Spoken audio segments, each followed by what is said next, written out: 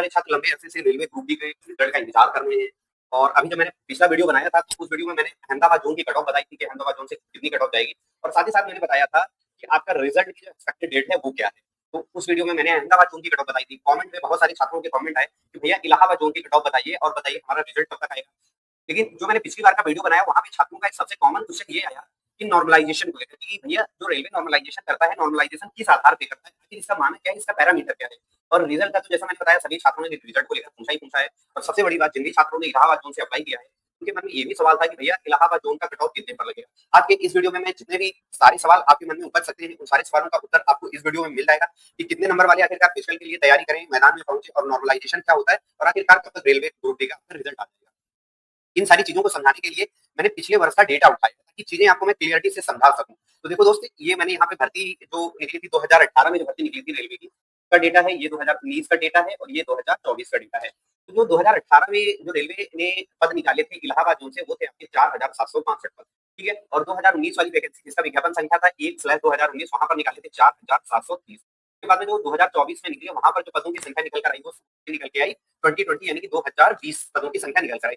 अब एक चीज तो आपको पता है कि रेलवे क्या करता है, जो रेलवे है अपने एग्जाम में छात्रों को 3 गुना बुलाता है, मतलब पीटी के लिए 3 गुना छात्रों का कॉल करता है। तो अगर देखें तो 2018 में जो टोटल कैंडिडेट कॉल किए गए थे फिजिकल टेस्ट के लिए 14,000 कॉल किए गए थे, और 19 में भी आपके 14,190 कॉल किए गए, और जो ये वाली भर्ती है इसमें तकरीबन आपके 6,000 छात्र कॉल किए जाएंगे।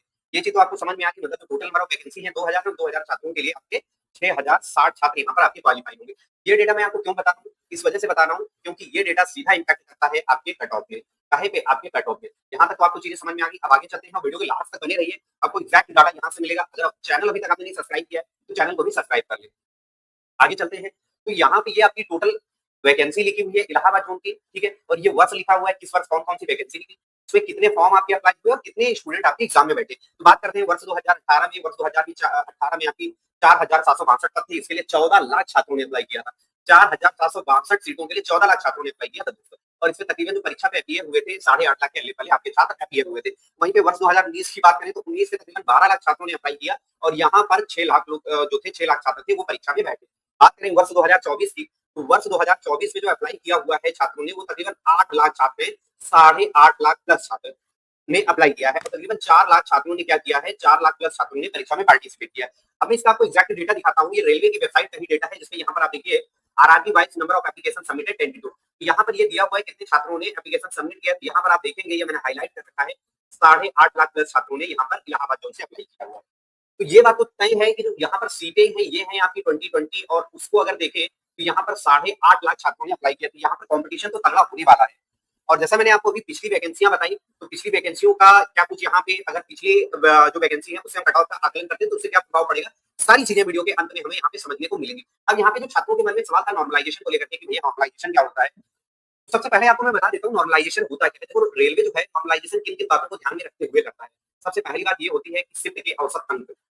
मान लीजिए किसी दिन आपकी परीक्षा होती है और उस शिफ्ट में छात्रों ने औसत अंक कितने प्राप्त करे, 72 प्राप्त करे।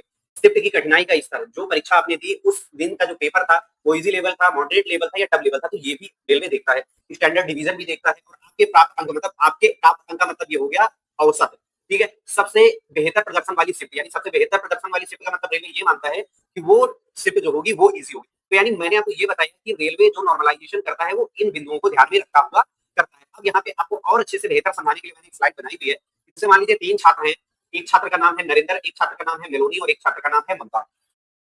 तो जो नरेंद्र जी की परीक्षा थी, मान लीजिए नरेंद्र जी की परीक्षा होती है दिन सोमवार को, दिन किस दिन होती है, दिन सोमवार को। और नरेंद्र जी की परीक्षा कैसी थी, नरेंद्र जी की परीक्षा कठिन स्तर की थी। बोर्ड ये माना, बोर्ड ने ये स्वीकार किया कि जो नरेंद्र जी की परीक्षा है ये कठिन स्तर की है, और नरेंद्र जी ने वहां पर अंक प्राप्त किए 72 के। कितने अंक प्राप्त किए, 72 अंक। बोर्ड ये मान रहा है कि जिस दिन नरेंद्र की परीक्षा थी वो टफ स्तर की थी, और नरेंद्र ने जो सही सवाल किए, सही अंक प्राप्त किए, वो कितने थे, 72। तो रेलवे क्या करेगा, रेलवे ये देखेगा कि भाई कठिन, रेलवे क्या करेगा, इनको 5 अंक प्लस कर देगा या 3 अंक प्लस कर देगा। नॉर्मलाइजेशन में मतलब जो कठिन पेपर का पैटर्न होता है तो वहां पर आपके अंक बढ़ते हैं। तो नरेंद्र के क्या हो गए, नरेंद्र के आपके 3 अंक यहाँ पर बढ़ गए। अब आगे चलते हैं मेलोनी के पास। अब मेलोनी की भी परीक्षा होती है, मेलोनी की परीक्षा होती है मंगलवार को। कब होती है दोस्तों, मंगलवार को। मेलोनी की परीक्षा होती है मंगलवार को। अब मेलोनी की जो परीक्षा का स्टैंडर्ड था वो कैसा था, वो इजी था, आसान था। लेकिन इजी होने के बावजूद भी मेलोनी जी ने क्या करा, ये 72 सवाल ही सही करे, 72 अंक मिला है। तो आयोग ये देखेगा कि ये लड़का कठिन में क्या कर रहा है, कठिन में 72 लेके आ रहा है, और मेलोनी आसान में सिर्फ 72 लेके आ रही है। अब हमें करना क्या है, हमने एक दिन का पेपर तो कठिन बनाया, एक दिन का पेपर हमने आसान बनाया, अगर हम मेलोनी को 72 अंक ही दे देते हैं तो नरेंद्र के साथ नाइंसाफी हो जाएगी, है ना। तो आयोग क्या करेगा, ये पेपर इनका आसान पेपर आया था लेकिन मेलोनी की गलती थी। मेलोनी अगर चाहती तो यहाँ पर ये नरेंद्र से ज्यादा अंक ला सकती थी, 75 अंक ला सकती थी, 76 अंक ला सकती थी, लेकिन ये आसान शिफ्ट में भी 72 अंक लेकर के आई, तो इनके अंक क्या होंगे, घट जाएंगे। ये चीज समझ में आई। और जो मध्यम वर्गीय होते हैं, मॉडरेट लेवल का होता है, तो मॉडरेट लेवल में आपका कोई खास प्रभाव नहीं पड़ता है। मेन प्रभाव अगर बात करें रेलवे की परीक्षा या यूं कहें कोई भी परीक्षा हो, वहां पे जो नॉर्मलाइजेशन का सबसे ज्यादा इम्पैक्ट देखने को मिलता है, या यूं कहें सबसे ज्यादा जो फायदा देखने को मिलता है वो मिलता है जिनकी शिफ्ट आपकी टफ होती है, उनमें तकरीबन आपके 30-30 नंबर तक बढ़ जाते हैं। अगर टफ शिफ्ट है, वाकई में आपका पेपर टफ शिफ्ट में आया है, तो आप ये मान के चलिए कि आपके 20 प्लस अंक या 30 प्लस अंक बढ़ने की पॉसिबिलिटी है। और अगर आपका पेपर इजी है तो इजी में आपके नंबर घट भी जाते हैं। ये है रेलवे के नॉर्मलाइजेशन का तरीका। अब नॉर्मलाइजेशन की जरूरत क्यों पड़ी? नॉर्मलाइजेशन की जरूरत इस वजह से पड़ी कि पेपर आपका मल्टीपल शिफ्ट में होता है, मल्टीपल डेज में होता है, तो सभी छात्रों को बराबर लाने के लिए नॉर्मलाइजेशन की जरूरत पड़ती है। यहाँ तक आपको चीजें समझ में आ गई होंगी, होपफुली आपको नॉर्मलाइजेशन समझ में आ गया होगा। अब चलते हैं हम लोग सीधा कट ऑफ की तरफ। दोस्तों देखो, जो वर्ष 2018 में आपकी परीक्षा हुई थी रेलवे की, ठीक है, जिसमें आपका ईडब्ल्यूएस नहीं था, तो वहां पे जो यूआर कैंडिडेट के लिए जो आपका कट ऑफ लगा था, ये 74.57 अंक लगा था। ओबीसी के लिए 69.78 अंक ओबीसी के लिए लगा था, और एससी के लिए 62.92 अंक, और एसटी के लिए 50.12220 ये कट ऑफ लगा था। कब? जब वर्ष 2018 की वैकेंसी आई थी, और उस समय तकरीबन जो पदों की संख्या थी, मैंने आपको पहले ही बताया, इस वाली वैकेंसी में पदों की संख्या 4762 थी। कितनी थी? 4762 थी। के बाद में बात आती है वर्ष 2019 की, जो वर्ष 2019 की वैकेंसी आती है, तो यहाँ पर जो आपकी पदों की संख्या थी, ये इलाहाबाद जोन की मैं सिर्फ बात कर रहा हूँ, ये चीज आप ध्यान रखिएगा, इलाहाबाद जोन की। तो यहाँ पर जो आपकी पदों की संख्या थी दोस्त, ये थी 4730, तकरीबन पिछली बार से 30 वैकेंसी यहाँ पे कम देखने को मिली। तो यहाँ पर क्या होता है, जो 2019 का कट ऑफ बनता है, तो 2019 के कट ऑफ में नॉर्मलाइज स्कोर जो बनता है जनरल कैंडिडेट के लिए, जनरल की जो जनरल का कट ऑफ लगता है वो 66 अंक पर लगता है। कितने पर लगता है? 66 अंक पे। और ओबीसी का लगता है आपका 59 अंक पे, 59.93 पर। और एससी का आपका लगता है 52.35 पर। एसटी का लगता है 35.55 पर। और ईडब्ल्यूएस का दोस्त लगता है 48.83 पर। अब एक चीज यहाँ पे ये समझनी होगी, पिछली बार यानी कि 2018 और 19 की जो दोनों ये वैकेंसियां थी, दोनों में पदों की संख्या, अगर जोन की बात करें इलाहाबाद जोन की, तो इलाहाबाद जोन में पदों की संख्या समान थी। लेकिन अगर ओवरऑल दोस्त देखते हैं, अगर हम ओवरऑल बात करें, तो ओवरऑल पदों की संख्या थी, उसका भी हम यहाँ पे आकलन करते हैं। फिर देखते हैं कट ऑफ आपका 2018 में ऐसा क्यों रहा और 19 में ऐसा क्यों रहा। तो अगर 2018 में टोटल वैकेंसी की बात करें, तो 2018 में आपकी जो टोटल वैकेंसी थी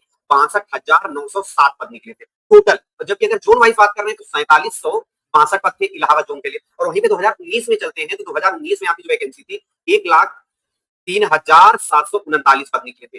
ये 2019 वाला डेटा है। ये 2019 में आपके 1 लाख पद थे, और 2018 में आपके 62,000 पद थे। तो देखो, अब एक चीज यहाँ पे ये समझो, जब पदों की संख्या में बढ़ोतरी होती है तो उसका सीधा सीधा इम्पैक्ट कट ऑफ पे पड़ता है ना। जब पदों की संख्या आपकी बढ़ी तो क्या हुआ, यहाँ पर आप देख रहे हो कट ऑफ आपका डाउन हो गया। पदों की संख्या बढ़ी, कट ऑफ आपका क्या हो गया, डाउन हो गया। यहाँ पे पदों की संख्या क्या थी, यहाँ पे पदों की संख्या इस बार की तुलना में 2019 की तुलना में कैसा है, कम है। तो यहाँ पर आपका कट ऑफ क्या है, यहाँ पर आपका कट ऑफ बढ़ता हुआ दिखाई दे रहा है। लेकिन वर्ष 2019 की बात करें, तो वर्ष 2019 में ओवरऑल वैकेंसी 1 लाख थी, तो इस वजह से यहाँ पर आपका जो कट ऑफ था कम देखने को मिला। मेरा कहने का मतलब सीधा सीधा ये है, जब नंबर ऑफ वैकेंसी ज्यादा होंगी तो कट ऑफ आपका कम जाता है, और जब नंबर ऑफ वैकेंसी आपकी कम होंगी तो कट ऑफ आपका उतना ही हाई जाता है। तो यहाँ तक चीजें समझ में आ गई। अब बात कर लेते हैं इस बार के लिए आपका जो रेलवे का सेफ स्कोर होने वाला है इलाहाबाद जोन के छात्रों के लिए, वो क्या रखने वाला है। तो होपफुली ये चीजें, ये डेटा आपको समझ में आया होगा, कट ऑफ किस प्रकार से काम करता है ना। अब देखो, अब चलते हैं इस बार का डेटा देखते हैं। इस बार के अगर डेटा की बात करें दोस्त, तो वैसे आप सभी को पता है कि इलाहाबाद जोन जो है अपने आप में सबसे ज्यादा टफ जोन माना जाता है, रेड जोन माना जाता है। सबसे ज्यादा जो मेरिट है इलाहाबाद जोन की ही जाती है। तो इस बार की अगर बात करते हैं, वर्ष 2026 की अगर बात करें, तो यूआर कैंडिडेट के लिए हमेशा की तरह आप 75 प्लस अंक देखते हैं,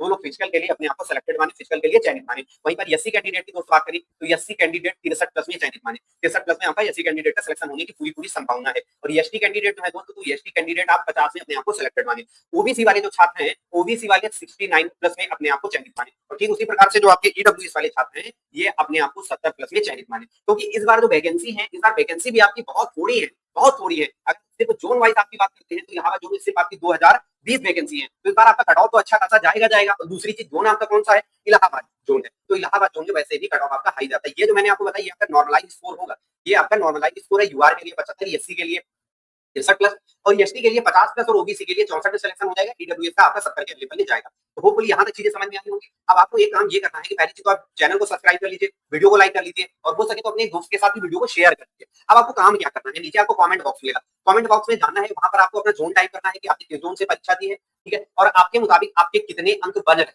ठीक है। अब मैं ये कहता हूँ कि मान लीजिए बहुत सारे छात्र ऐसे होंगे जो शायद ये जो कट ऑफ मैंने बताई है, ये कट ऑफ नहीं फुलफिल कर रहे होंगे, ये कट ऑफ के पास नहीं आ रहे होंगे, लेकिन उनके 65 नंबर आ रहे होंगे मान लीजिए, या 60 नंबर आ रहे होंगे, या वो 50 नंबर के आसपास होंगे। तो उन छात्रों के लिए बस मेरा इतना ही सुझाव है कि भैया वैकेंसी इस बार फिर से आनी है।